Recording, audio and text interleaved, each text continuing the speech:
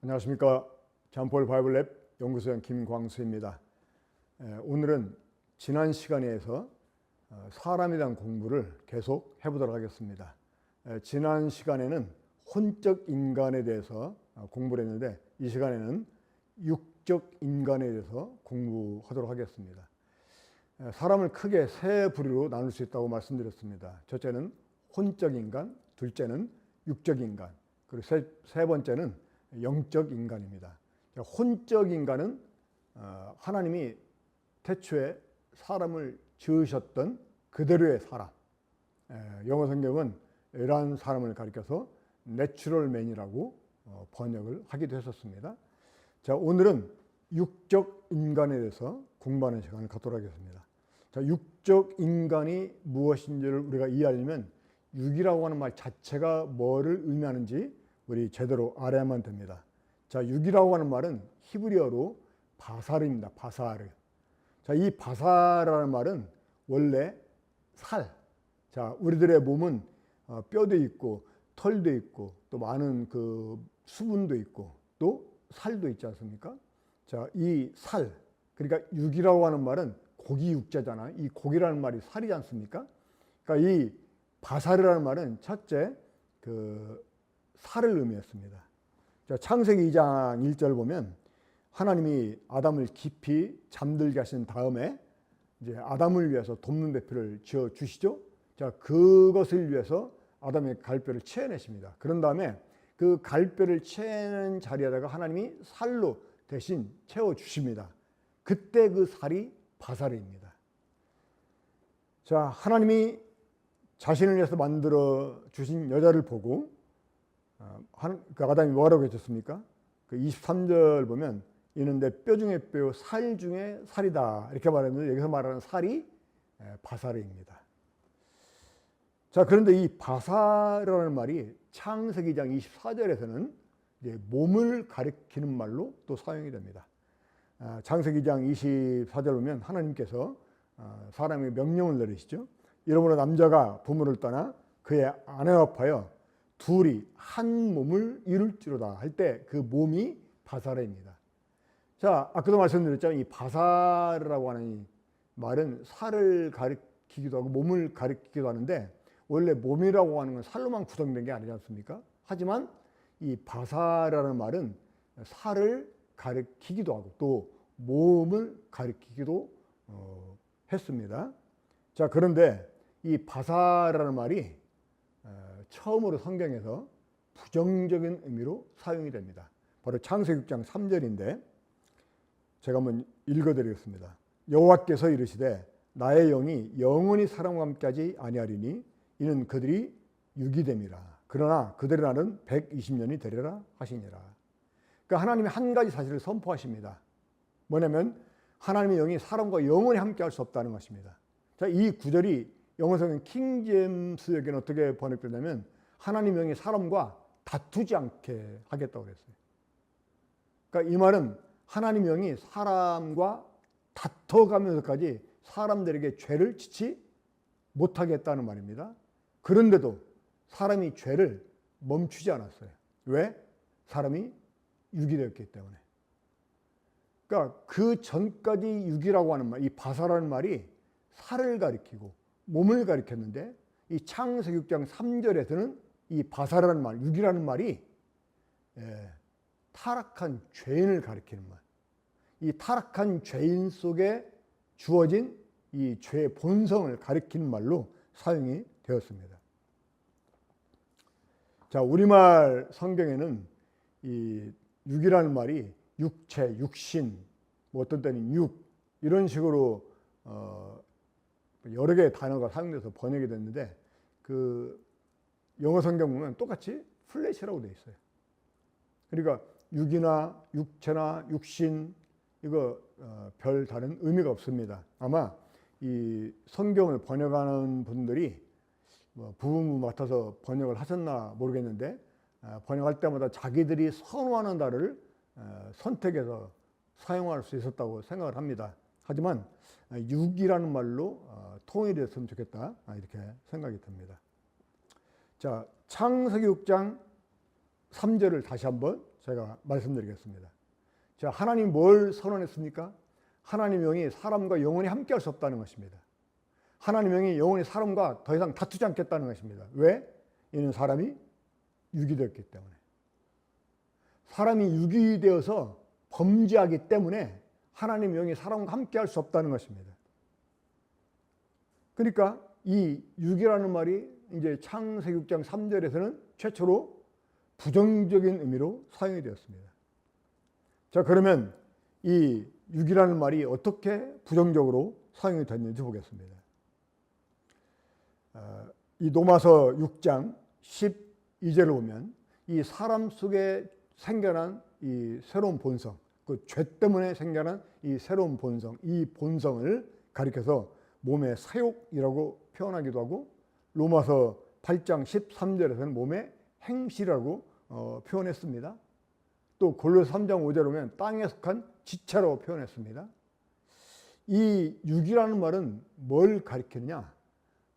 죄로 말미암아 생겨난 죄성, 죄로 말미암아 생겨난 새로운 본성을 가리켜요. 그러니까 죄가 사람 속에 들어와서 사람 속에 육이라고 하는 본성을 만들어냅니다. 그러니까 육에 속했다 하는 말은 이 죄의 본성에 지배를 받는다 이 말입니다. 그 요한복음 3장 6절에서 주님께서는 이렇게 말씀했습니다. 육으로 난 자는 육이요 영으로 난 자는 영이다. 저기서 말하는 육이라는 말은 사람 몸을 가리키는 게 아닙니다. 사람은 태어날 때부터 죄인으로 태어난다는 말이에요. 그러니까 죄인에게서 태어나는 자는 죄이다. 그러니까 사람이 이제 죄로 말미암아 육이라고 하는 본성에 지배를 받게 되었기 때문에 그 육에 속했다 혹은 육이다 이런 말은 죄의 그 본성에 지배를 받는 사람이 됐다 이런 의미가 됩니다. 이렇게 육에 속한 사람은 아무리 의를 행하려고 해도 하나님 말씀을 따라 살려고 해도 사라질 수 없습니다. 그러니까 인간이 타락한 이후에 하나님께서는 인간을 포기치 않았습니다. 여전히 하나님의 영이 사람과 함께 계시면서 사람들에게 죄를 짓지 못하게 막 다투셨던 것 같아요. 그런데 아무리 성령님이 함께 하시고 죄를 짓지 못하게 막 사람과 다퉈도 사람이 죄를 이겨낼 수가 없었습니다. 왜? 사람이 육에 속한 사람으로 전락했기 때문에. 육으로 전락했기 때문에. 그러니까 육으로 전락했다는 말은 다시 말하면 죄인이 됐다 그 말입니다. 그러니까 죄인은 어떤 사람입니까? 죄에게 지배를 받는 사람인 거죠. 그러니까 죄의 노예가 된 사람입니다. 그래서 사도 바울은 로마서 7장 14절에서 우리가 율법은 신령한 줄 알거니와 나는 육에 속하여 죄 아래 팔렸다라고 고백을 합니다. 우리 모든 사람은 죄로 인해 가지고 육에 속한 사람이 되었어요. 우리는 죄에게 팔려버린 죄의 노예가 되었습니다. 육에 속했다 하는 말을 헬라어로 사르키노스라고 말합니다.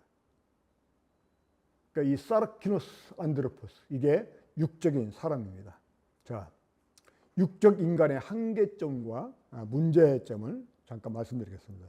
육적 인간은 이 하나님과 원수가 됩니다. 그래서 하나님의 뜻에 복종할 수 없고 하나님을 기쁘시게 할 수 없습니다. 로마서 8장 7절에 보면 육의 생각은 하나님과 원수가 되나니 이는 하나님의 법에 굴복하지 않을 뿐만 아니라 할 수도 없습니다. 육에 있는 자들은 하나님을 기쁘시게 할 수 없느니라. 제가 지금 의도적으로 육신 혹은 육체 이렇게 번역된 것을 육이라는 말로 고쳐 읽는데 이것은 여러분들에게 뜻을 더 정확하게 전달해 드리기 위해서 제가 지금 이렇게 고쳐 읽고 있습니다. 그러니까 인간은 본래 혼적인 인간으로 지음을 받았습니다.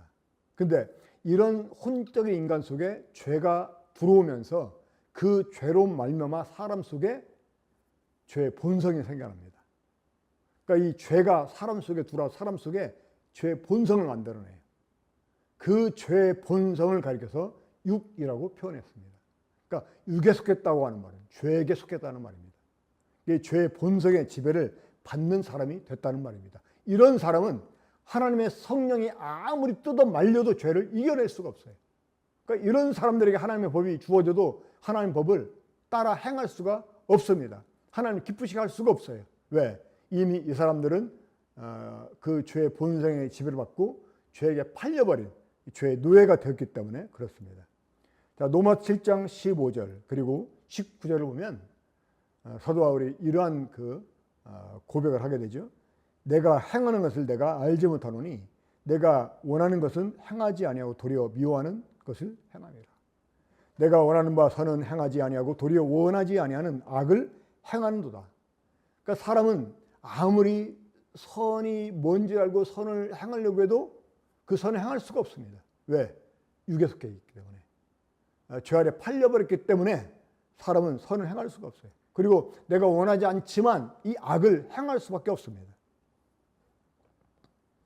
육적인 인간은 죄에게 사로잡힌 죄의 노예이고 어쩔 수 없는 죄인이기 때문에 이 죄를 멈출 수가 없습니다.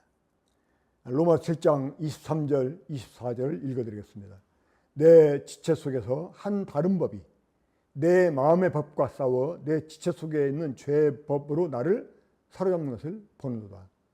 내 지체 속에 있는 다른 법, 이게 무엇입니까?